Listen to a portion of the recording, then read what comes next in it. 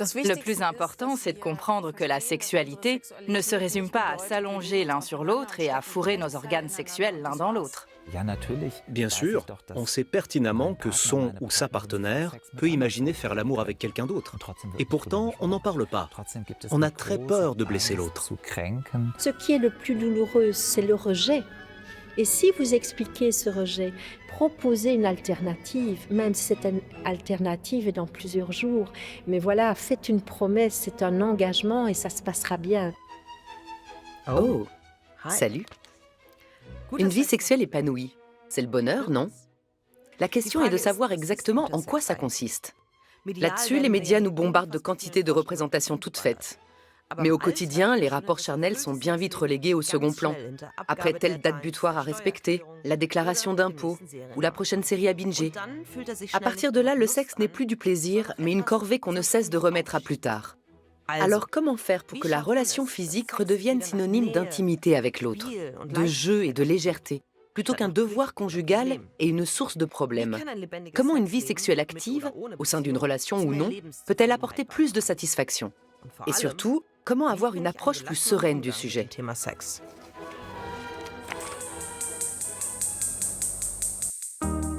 Mona et Andy sont en couple exclusif depuis de longues années et ont 4 enfants.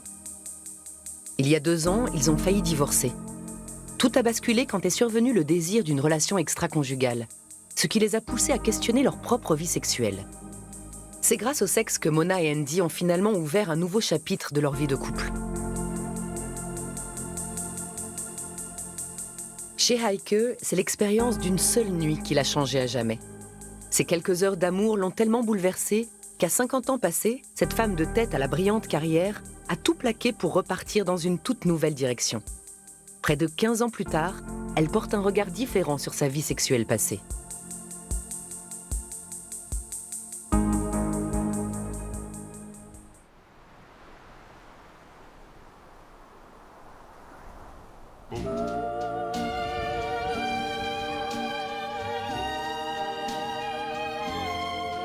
Il me semble que si on essaye de réfléchir aux moments les plus heureux, les plus forts, aux plus grandes transes qu'on peut connaître dans l'existence, aux plus grands transports de sentiments, une partie de ces grands moments de l'existence sont des moments liés à la sexualité, pour beaucoup d'entre nous.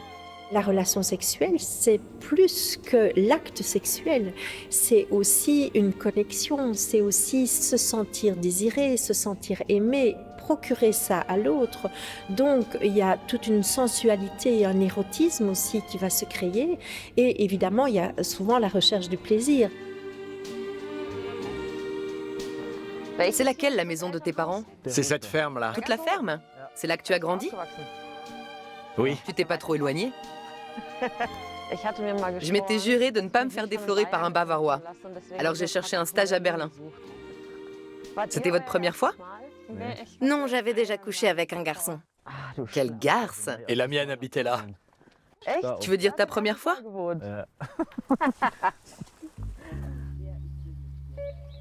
Mona et Andy sont ensemble depuis l'adolescence. Ils sont passés par toutes les phases d'une vie de couple typique.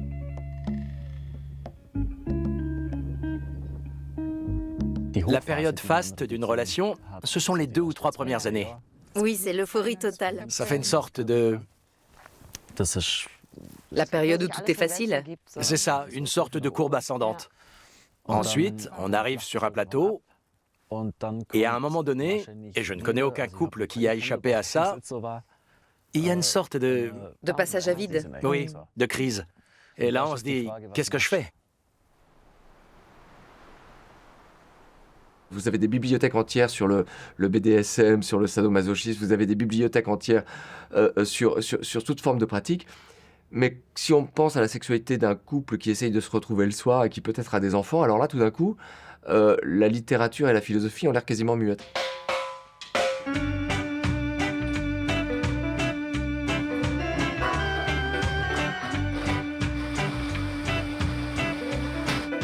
Moi, je trouve que la sexualité des jeunes parents, c'est un véritable challenge. Donc, on imagine aussi tout le challenge que c'est que d'avoir une sexualité épanouissante quand on n'est pas sûr qu'il y aura tap, tap, tap un enfant qui arrivera, ou bien quand les murs seront trop fins.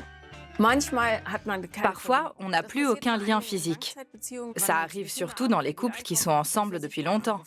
Tu vas chercher les enfants à quelle heure? Qui va faire les courses? Tu as appelé l'assurance? On est dans le quotidien, quoi. Or, les gens croient que la proximité physique provient du fait d'être nus l'un contre l'autre, ou de toucher le sexe de l'autre, ce genre de choses. Mais c'est faux.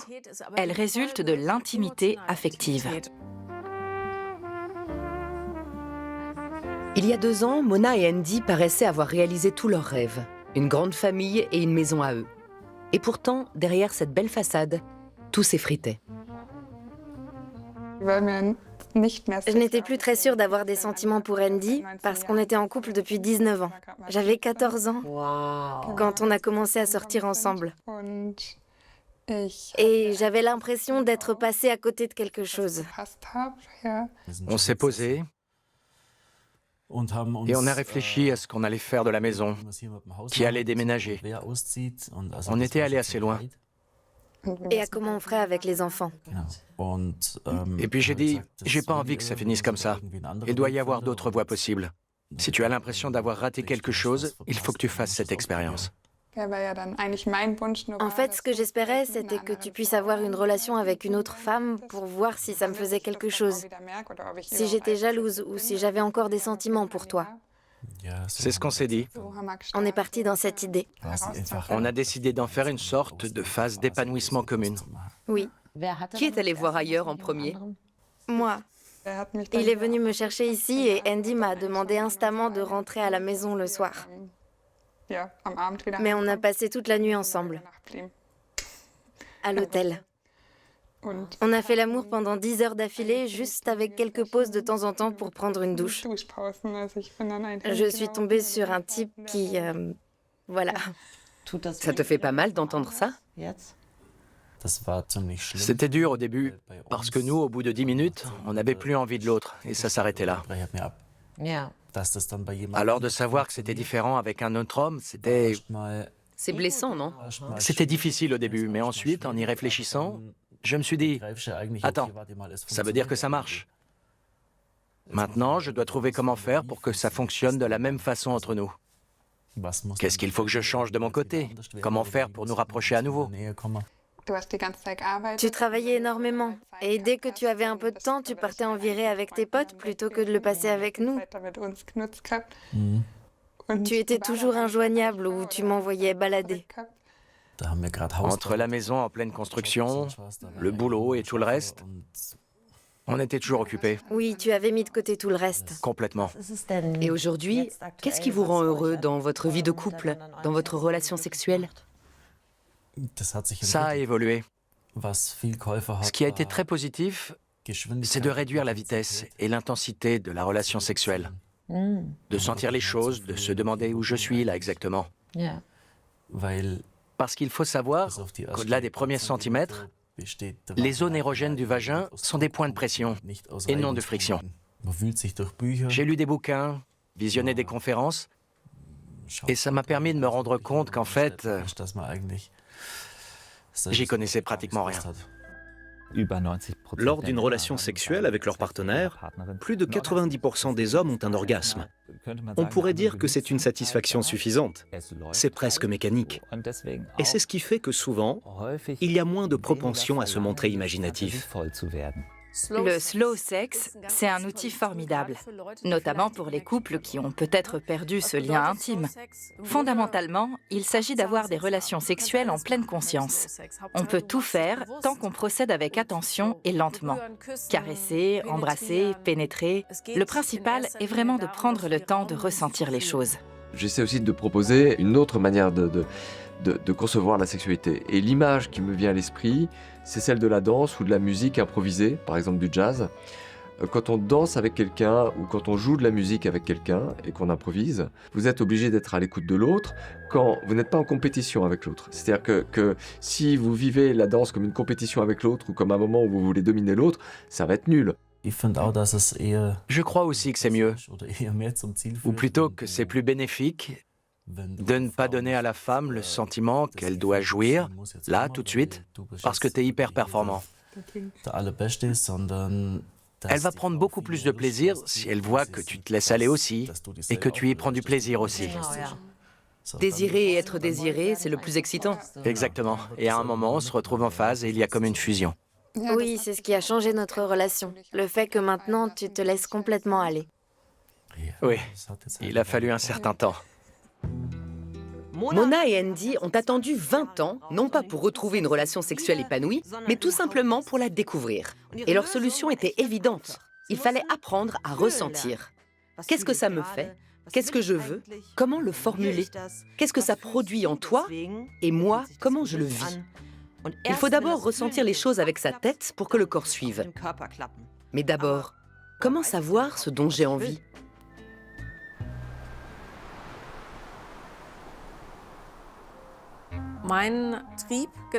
Mon désir, comme énormément de femmes de mon âge, est même souvent plus fort et plus dynamique qu'avant. Parce qu'aujourd'hui, je veux des relations sexuelles pour les bonnes raisons. À 20 ans, on se dit, je vais coucher avec ce mec et comme ça, il restera avec moi. Alors que désormais, en tant que femme adulte, je peux dire, je veux du sexe. Et maintenant. Ah, la voilà. Salut! Bonjour. Bonjour, enchantée. J'ai mis du temps à monter. L'ascenseur est en panne? J'avais pas envie de le prendre. Entre dans mon petit royaume. Qu'est-ce que c'est? C'est une œuvre de Max Meyer, un artiste de la galerie Eigen und Art. J'y ai travaillé après mes études d'histoire de l'art. Tu as fait beaucoup de choses. Oui, j'ai plusieurs fois changé de vie.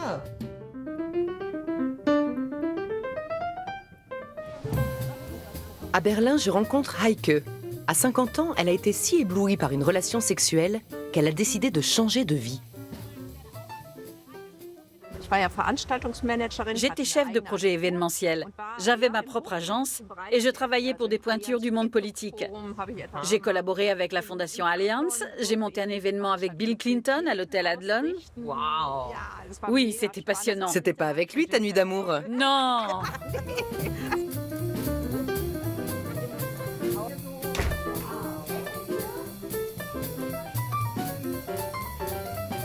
Je ne me suis jamais sentie invisible.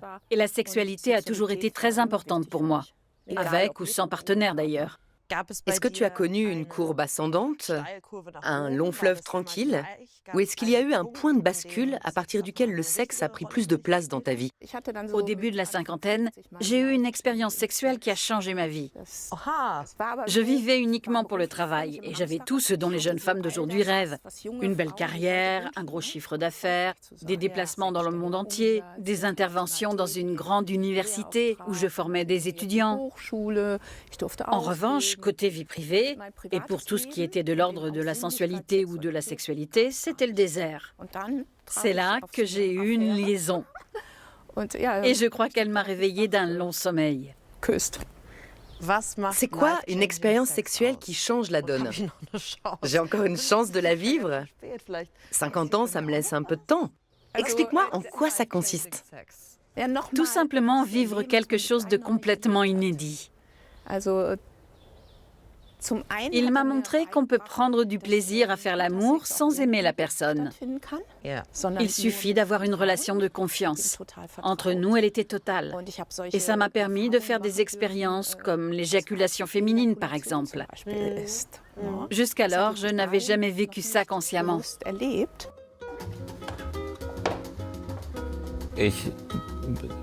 Étant un homme, je préfère ne pas parler de l'orgasme féminin. On n'est plus dans les années 70 où les médecins masculins péroraient sur la sexualité féminine. Au sujet du mythe de l'orgasme vaginal, on sait qu'en réalité, il s'agit d'un orgasme clitoridien intégral, qui se propage dans tout le corps. Jusqu'à il y a peu, on ne savait pas que le clitoris était un organe immense, presque totalement caché. Il est vraiment très étendu. Ce n'est pas seulement le petit zigouigoui qui dépasse, mais un gigantesque centre du plaisir dans le ventre de la femme.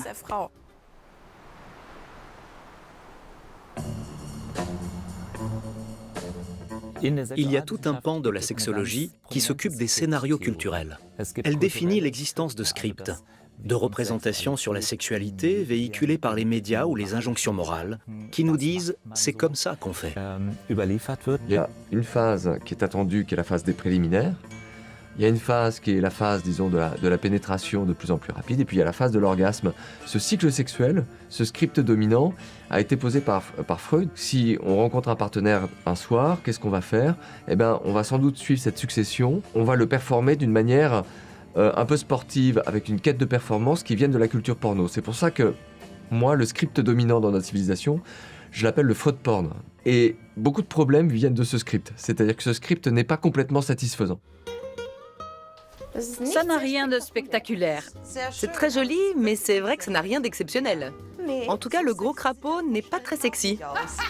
Il faut d'abord l'embrasser. Et tu vois, on peut tamiser un peu la lumière. On n'a pas besoin de grand-chose pour une bonne partie de jambes en l'air. Ouais. Quand j'ai cédé mon agence, je me suis reconnectée à ma propre sensualité, à ma sexualité. Et j'ai recommencé à rencontrer des hommes et même à voir des personnes tout court. Je pouvais à nouveau consacrer du temps à mes amis.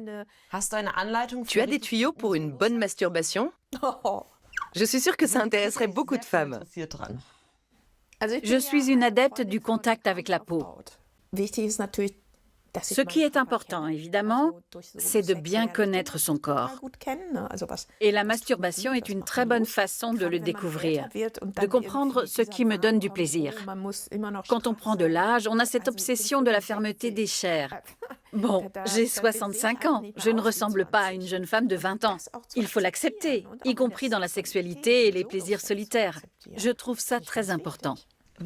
Comment les orgasmes, et dans ton cas un seul orgasme, peut-il bouleverser une existence? Ce n'était pas lié à l'orgasme. C'était plutôt tout ce qui allait avec. Cette histoire d'orgasme, franchement, ça m'agace un peu. On est conditionné pour se focaliser dessus. Si on ne jouit pas ou si le partenaire ne jouit pas, ça ne va pas. Mais le sexe ne se résume pas à ça. Au cours du développement de ma sexualité, le champ des possibles est devenu de plus en plus vaste. Avant, ça se résumait à un pénis dans un vagin, un peu de tac-tac-tac. Il jouissait, et moi pas, comme les femmes en général. Mais depuis, c'est devenu une activité bien plus riche et plus étendue. En matière de sexualité, les scripts ne sont pas forcément un problème, parce qu'ils ont une réalité sociale. Tout l'art consiste à pouvoir écrire son propre script. Juste un baiser, le premier, et stop. Écrire son propre scénario sexuel, ça n'a rien de facile. Surtout quand l'idée est de ne pas reproduire sans le savoir ce qui a été imaginé par d'autres. Les médias ou Sigmund Freud. Préliminaire, c'est fait. Pénétration, c'est fait. Grand final. C'est fait, pour l'homme. Comment identifier ce que je veux? Dans le script dominant, le script Freud porn, c'est comme si vous étiez dans une petite voiture, vous explorez des petits chemins de campagne, ça ce serait les préliminaires, et puis ensuite vous rentrez sur l'autoroute de la pénétration jusqu'à destination, jusqu'à l'arrivée.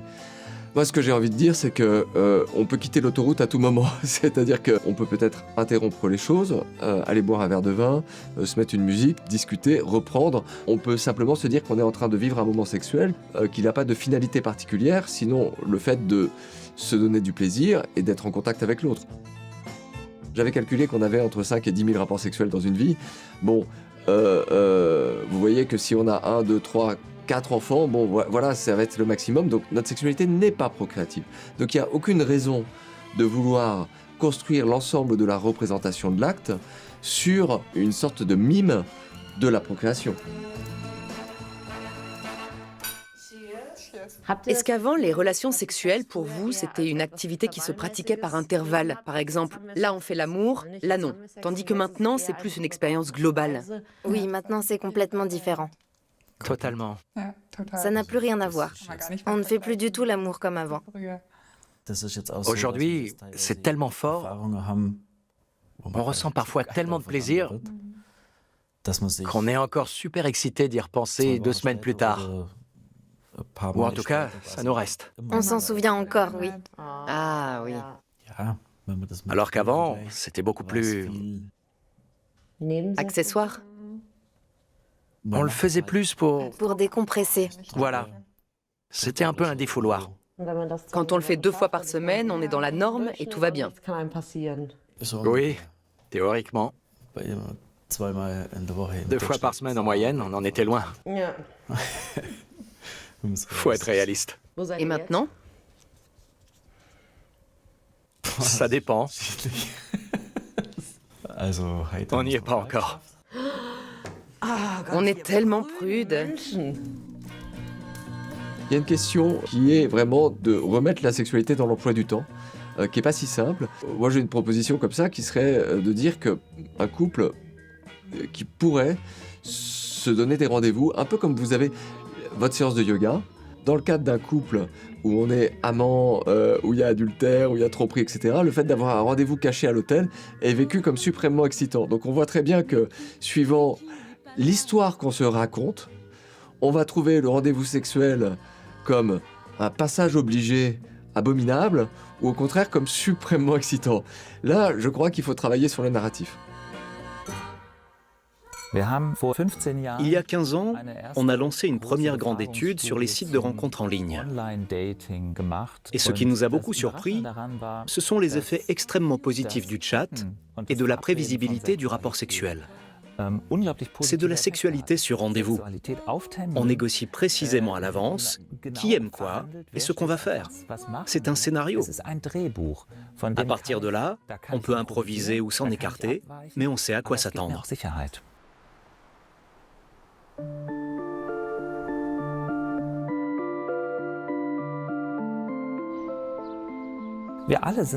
Du point de vue sexuel, nous sommes tous des missions impossibles pour nos partenaires. Et au sein du couple, tout l'art consiste à savoir à quel point on va oser être un défi pour l'autre. D'abord, il faut savoir que l'important, c'est d'avoir une communication positive, bien entendu. C'est d'encourager quand c'est bon, plutôt que de rejeter quand ça ne convient pas. Ça, c'est vraiment l'essentiel. Quand on n'ose pas, parce qu'on est timide ou qu'on vient d'une famille où le sexe était tabou, on peut tout simplement utiliser des voies détournées. Tiens, j'ai lu ça dans ce roman. C'est curieux, non? Tu l'as déjà fait? Tu voudrais essayer? Une fois que j'ai identifié ce qui me donne du plaisir, reste à le communiquer à mon partenaire. Et c'est justement là que ça coince. Dans ce domaine, on manque souvent de mots pour formuler ce que l'on veut. Dans ce cas, on peut faire appel à quelqu'un comme Heike. Elle est aujourd'hui mentor et conseillère sexuelle. Elles n'ont pratiquement aucun parfum. C'est beau, mais c'est tout. On dirait des fleurs en plastique.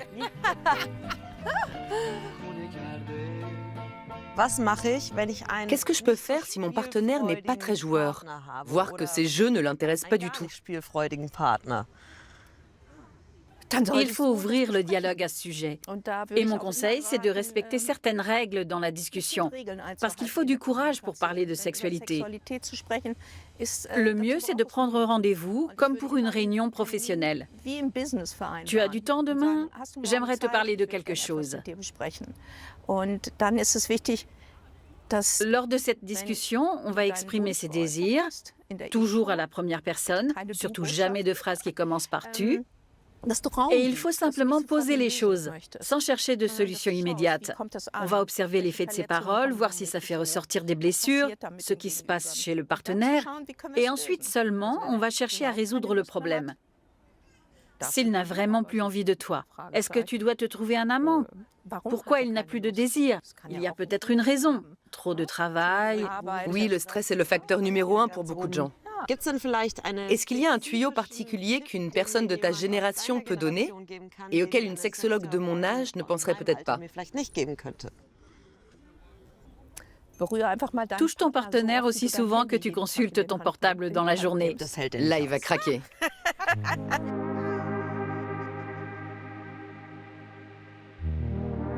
C'est très efficace de considérer le sexe comme une sorte de passe-temps, une activité de loisir dans laquelle on veut progresser. Qu'est-ce qu'on peut essayer d'autre dans ce domaine? Qu'est-ce qui te plairait? Ouah, t'es trop bizarre, dis-moi tout, etc. Si on est trop sérieux, on n'arrive à rien. On peut faire des choses incroyables, des choses dont on rira peut-être ensemble par la suite. Alors, pourquoi ne pas les tenter? Je trouve que c'est extrêmement important de communiquer devant les enfants. J'ai vu ça chez mes parents, il y a eu énormément de crises. On sent tout ça quand on est petit. Mes parents sont en couple, mais en fait, ils vivent comme des colocataires. Peut-être qu'on pourrait inventer une nouvelle forme de relation, quelque chose comme un adultère accompagné.